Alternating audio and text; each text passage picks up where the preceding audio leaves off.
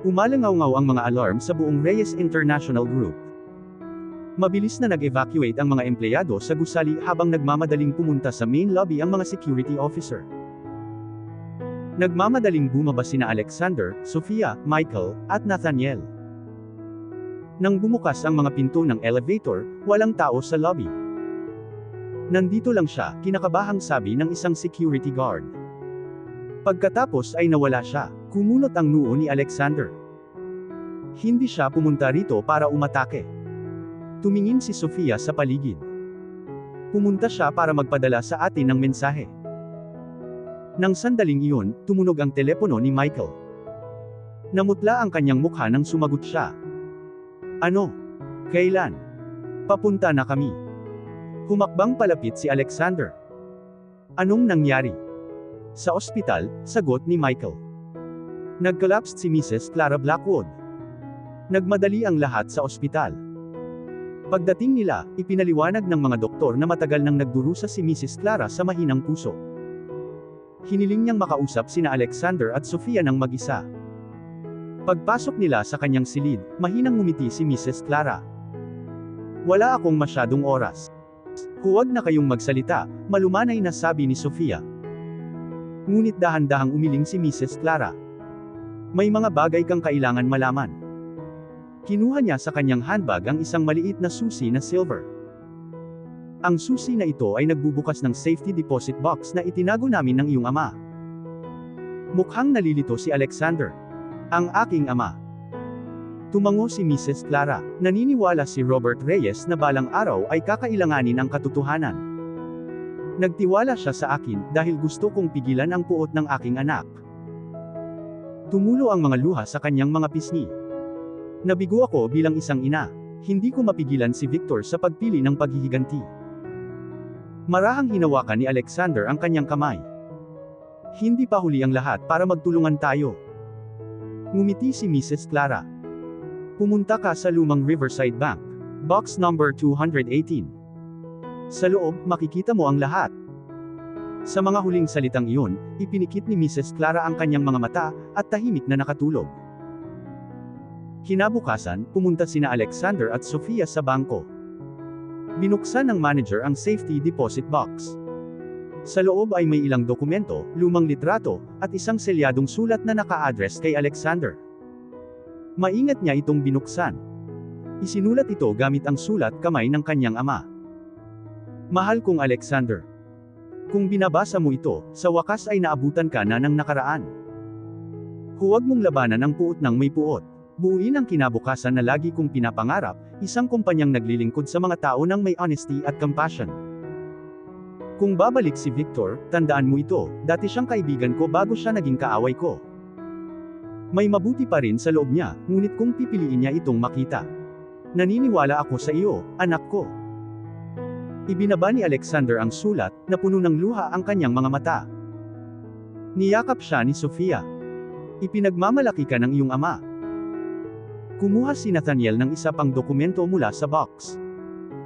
Biglang nagbago ang kanyang ekspresyon. Hindi ito maganda. Ano iyon? Tanong ni Alexander. Ipinakita sa kanya ni Nathaniel ang mga papeles. Palihim na bumili si Victor ng mga share sa ilang kumpanya sa paglipas ng mga taon. Unti-unti, nakakuha na siya ng sapat na pagmamay-ari para subukang agawin ang Reyes International Group. Kung magtatagumpay siya, sabi ni Nathaniel, maaari siyang maging bagong chairman. Tahimik na tumayo si Alexander ng ilang sandali. Pagkatapos ay ngumiti siya, sinusubukan niyang agawin ang kumpanya ko. Tiningnan siya ni Sofia. Ano ang gagawin mo? Hinawakan ni Alexander ang kamay niya. Hindi na lang ako nakikipaglaban para sa isang kumpanya. Tiningnan niya ang ultrasound photo ng kanilang hindi pa isinisilang na baby sa kanyang wallet. Nakikipaglaban ako para sa kinabukasan ng ating pamilya. Sa sandaling iyon, nakatayo si Victor Blackwood sa pinakamataas na palapag ng isang kalapit na skyscraper, nakatingin sa headquarters ng Reyes. Ngumiti siya nang iabot sa kanya ng kanyang abogado ang isang folder. Handa na ang lahat.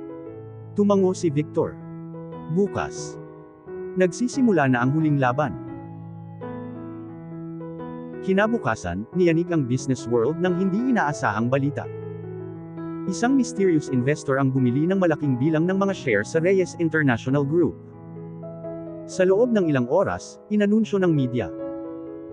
Ang isang hindi kilalang investor ay naging isa sa pinakamalaking shareholder ng Reyes International Group. Nakatayo si Alexander sa kanyang opisina, nakatingin sa skyline ng lungsod. Alam na niya kung sino ang nasa likod nito. Victor Blackwood, bulong niya. Pumasok si Michael sa silid, dala ang isang report.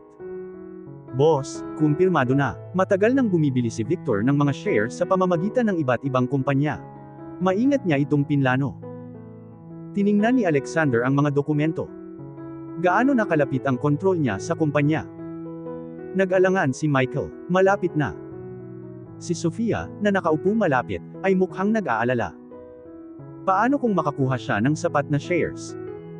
Humarap si Alexander sa kanya. Maaari niyang pilitin ang isang board na bumoto, at alisin ako bilang CEO. Hinawakan ni Sofia ang kanyang kamay. Mawawala ba sa iyo ang lahat? Malumanay nang umiti si Alexander. No. Tiningnan niya ito. Bakit ka nakangiti? Dahil sa wakas ay may naintindihan na ako. Tiningnan ni Alexander ang gusali ng kumpanya sa labas. Hindi lang akin ang kumpanyang ito. Ito ay pagmamay-ari ng mga empleyado, ng mga taong tinutulungan natin, at ng lahat ng naniniwala sa ating pananaw. Naalala niya ang sulat ng kanyang ama. Huwag kailanman labanan ang puot ng may puot. Buuin ang kinabukasan ng may katapatan.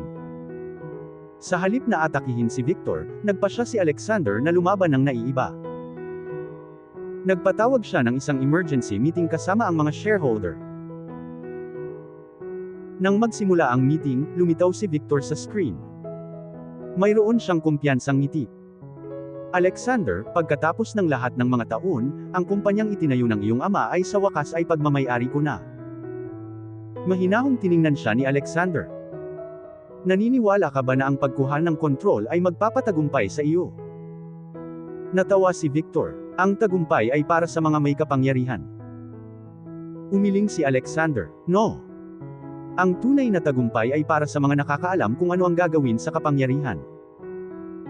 Nakinig ng mabuti ang mga shareholder. Nagpakita si Alexander ng ebidensya na nagpapakita kung paano minanipula ni Victor ang impormasyon, gumamit ng mga ilegal na pamamaraan para makakuha ng mga shares, at nagtangkang sirain ang kumpanya dahil sa takot. Pagkatapos ay humakbang si Sofia. Nagpakita siya ng mga record mula sa Martinez Foundation, na nagpapakita kung paano ang original na misyon ng kumpanya ay palaging tungkol sa pagtulong sa mga tao, hindi personal na paghihiganti. Isa-isa, nagsimulang questionin ng mga shareholder ang mga intensyon ni Victor. Ang kumpanyang ito ay itinayo sa tiwala, sabi ng isang shareholder. Hindi paghihiganti. Nagalit si Victor. Sa tingin mo mapipigilan mo ako? Pagkatapos ay tumayo si Nathaniel. Natahimik ang lahat. Kaya ko. Mukhang gulat na gulat si Victor. Pinipili mo sila. Malungkot na tiningnan siya ni Nathaniel. Gumugol ako ng mga taon sa paniniwalang maaayos ng paghihiganti ang nakaraan. Ngunit ang galit mo ay higit na sumira kaysa sa iyong inaakala. Bumoto ang board. Pagkatapos ng ilang oras ng discussion, inanunsyo ang desisyon. Nabigo si Victor Blackwood na kontrolin ang Reyes International Group. Napuno ng palakpakan ang silid. Ngunit alam ni Alexander na hindi pa natapos. Nang gabing iyon, tumayo siya sa labas kasama si Sofia. Nanalo tayo, sabi ni Sofia. Umiling si Alexander. Hindi pa, nakaligtas tayo sa isang laban. Tiningnan niya ito. Anong ibig mong sabihin? Tumingin siya sa mga ilaw ng lungsod. Ang mga taong tulad ni Victor ay hindi madaling sumuko. Sa sandaling iyon, nakatanggap si Alexander ng isang unknown message. Isang pangungusap ang lumabas sa kanyang telepono. Maaaring nanalo ka na sa kumpanya, pero hindi mo pa natutuklasan ang huling sikreto. Nagbago ang ekspresyon ni Alexander. Napansin ito ni Sofia. Ano iyon? Ipinakita niya sa kanya ang mensahe. At pareho nilang napagtanto, ang pinakamalaking misteryo ng nakaraan ng kanilang mga pamilya ay nakatago pa rin.